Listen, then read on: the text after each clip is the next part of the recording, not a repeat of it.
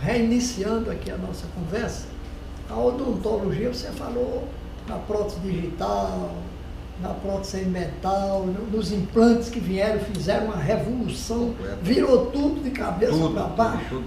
Aí, então nós já podemos dizer que a odontologia do futuro já chegou? Já chegou dezenas de anos atrás, lhe digo. E com força. E com força. Claro que é o que eu digo, dois aspectos principais disso tudo é que atrasaram um pouco essa evolução. Um aspecto econômico. Sabe que o Brasil, a Europa principalmente, está atravessando uma crise nunca vista. Nós que tínhamos lá um crescimento muito grande tecnológico em Portugal, um país pequeno, estava avançando rapidamente. Botou o pé no freio. Completamente. Freou. Voltamos a 15 anos atrás. Né? E o outro aspecto é a tal da mentalidade, mudar a mentalidade. Quer dizer, é uma maneira diferente de você trabalhar. Então você precisa também, no banco da escola, aprender a se preparar para receber essa preparo, você não há hipótese, né? Porque é uma coisa completamente nova e diferente. Né? E esses dois fatores eu acho que são fundamentais para o avanço, né? dessa nova era que se abre para a profissão, até porque não tem volta. Isso não tem volta, né? Já cada vez fica mais comprovado que é mais prático, é mais fácil, é mais tudo, né? Quer dizer, vamos dizer, os benefícios são enormes e as potencialidades se abrem cada vez mais. Né? Quer dizer, é um mundo novo. Um mundo novo. Que você tem que caminhar e tem que estar preparado para caminhar. Como tudo na vida. Então, dando sequência, Genilson, eu gostaria de lembrar um fato que coincide em 2009, 2010, o presidente Lula chamou a crise americana, que era uma das maiores crises do mundo de todos os tempos, maior do que ela, só a de 29. O presidente Lula fez uma gozação chamando aquele tsunami de marolinha. E agora, aquela crise saiu dos Estados Unidos, chegou à Europa, chegou à China e hoje bate no Brasil com toda a força. Não era marolinha, era um tsunami. Você acha que o Brasil, visto de sua experiência com a crise de Portugal, que é muito menor, mas de qualquer maneira é uma experiência, o Brasil vai demorar a sair dessa crise? Você poderia fazer um paralelo entre as duas coisas? Eu acho que a situação do Brasil é um pouquinho diferente de Portugal.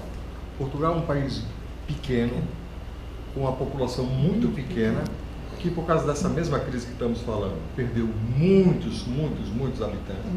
Tá? Quer dizer, está diminuindo. Portugal, que estava próximo de 10 milhões de habitantes, hoje deve ter 8,5. Tá bem? O êxodo é uma coisa assustadora. Para você ter uma ideia, eu dou cursos de formação, de pós-graduação lá em Lisboa. A minha última turma, né, de 6 médicos, 4 imigraram. Dos 6, mais de 50%. Um ficou trabalhando a porcentagem em Lisboa. E a outra era uma pianista, está dando aula de piano. Porque Portugal também... Quer dizer, dos 6, Portugal praticamente não ficou com ninguém. Porque Portugal caiu no erro que nós cometemos no passado. Abriu faculdades de medicina dentária em tudo quanto é lado. E há Quer dizer, imitou o Brasil, de certo modo. Um excesso enorme de profissionais, está entendendo? Uma crise dessa que limita ainda as capacidades econômicas da família. E está dentista trabalhando a 10, 20%. De tabela. É uma tragédia. É uma tragédia completa. E pronto. O grande problema de Portugal é um país pequeno, que não tem muita indústria, e, portanto, tem uma massa crítica que consome muito pouco, não é? O Brasil tem essa vantagem. Também, a cultura já é meio... de não lutar e ficar sempre reclamando um pouco. É diferente. Ou não? O Brasil é um gigante, quer dizer, o Brasil tem um mercado interno enorme. Quer dizer, isso ajuda muito. Muita gente diz que o fato do Brasil ser grande é um fator condicionante do nosso crescimento. Eu não acho. Hoje, podemos dizer que é um grande desajeitado. É um grande desajeitado, mas temos massa crítica, quer dizer, temos possibilidades, temos potencial, riqueza, tem potencial. Eu não sou especialista na matéria, mas o que eu diria é que o Brasil tem condições, não é, por ser um país muito grande e produtor, não é, de riqueza, eu acho que tem condições, com mais moralidade, de sair mais fácil. Depende só de um grande governo. Eu acho que sim, é o que nós precisamos. Aí é um problema. É o que nós precisamos. Nós precisamos de educação como quem precisa de pão para a boca, como se dizer. Oxigênio. Oxigênio. Denilson, então, para encerrar a minha parte aqui, eu vou fazer uma pergunta até que é uma coisa um pouco curiosa. Nós temos perdido, ao longo do tempo, muitos colegas de grande expressão. Perdemos Clemente, que você sabe que foi um gigante da odontologia do Brasil, né? Perdemos João Rodrigues, que talvez foi o profissional mais hábil que eu conheci na minha vida. E perdemos, agora, recentemente, o professor Valdir Jansson, que foi seu professor. Eu queria que você, ao encerrar, fizesse um depoimento sobre essa figura que eu considero talvez o mais brilhante professor que eu tive a oportunidade de assistir uma aula. Eu concordo em tudo que disse. O professor Valdir Jansson foi um professor emérito, exemplar, excepcional. E, além de ser uma pessoa maravilhosa, que era, não é?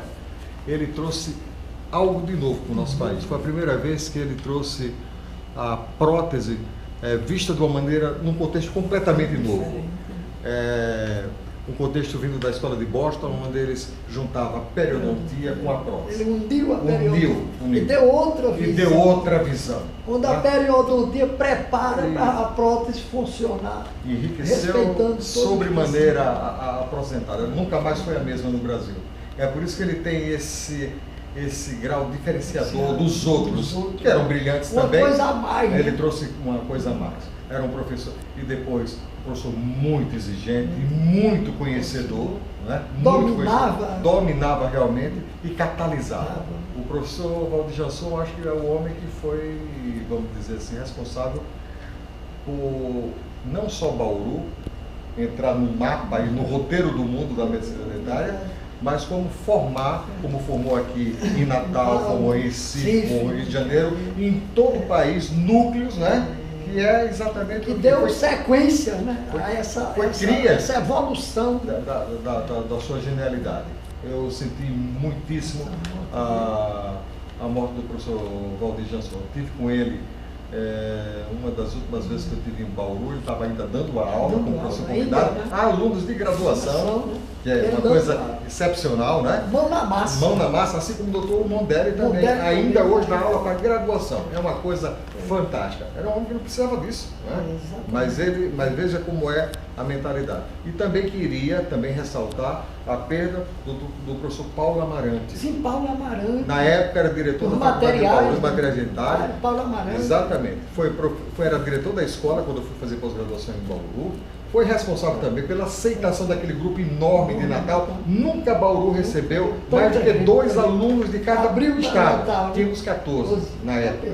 14. Prestígio da odontologia do Rio Grande. Fizemos uma amizade enorme. Ele foi meu padrinho de casamento.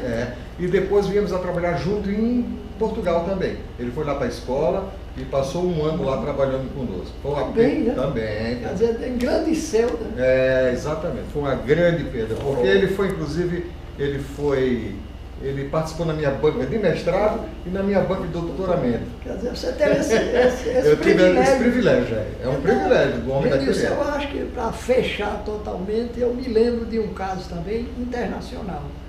O do Peter Thomas, que foi o homem que é antes e depois da reabilitação, porque ele não foi só um grande profissional, ele era um grande profissional, foi dentista de rei, rainha, papas, os milionários do mundo todinho, mas ele não deixou de ser o professor, o sacerdote que saiu pelo mundo, espalhando a reabilitação. Ele foi aos 5 continentes, ele era um homem rico.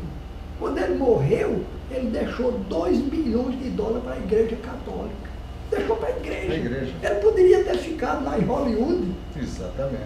Mas não, ele saía pelo mundo ensinando prótese. Eu, modestamente, me desloquei aqui de Natal em 65 e tive a felicidade de começar, indo ao primeiro congresso, assistindo aquele homem, fiquei empolgado. Doutor? Então, esse é o paralelo, né? Doutor Givaldo, eu acrescentaria aí também o Brandmar, professor Brandmar. Sim, Brandmar, um dos implantes, né? Que morreu que essa também. já é uma que era também que criou uma revolução. Médico, né? Era um sacerdote. Um sacerdote. Ele espalhou o conhecimento dele no mundo, mudou a nossa profissão para sempre. Não é? É antes e depois. Exatamente. E era um homem que, além de pesquisador, além de professor, era um homem que fazia um bem público enorme, enorme. Veio para Bauru, como sabe, veio para o Brasil, montou lá um centro. Um centro no Brasil, morou aqui e fez um grande programa de assistência social. Em Bauru para pessoas carentes e prestou lá e deixou a sua marca.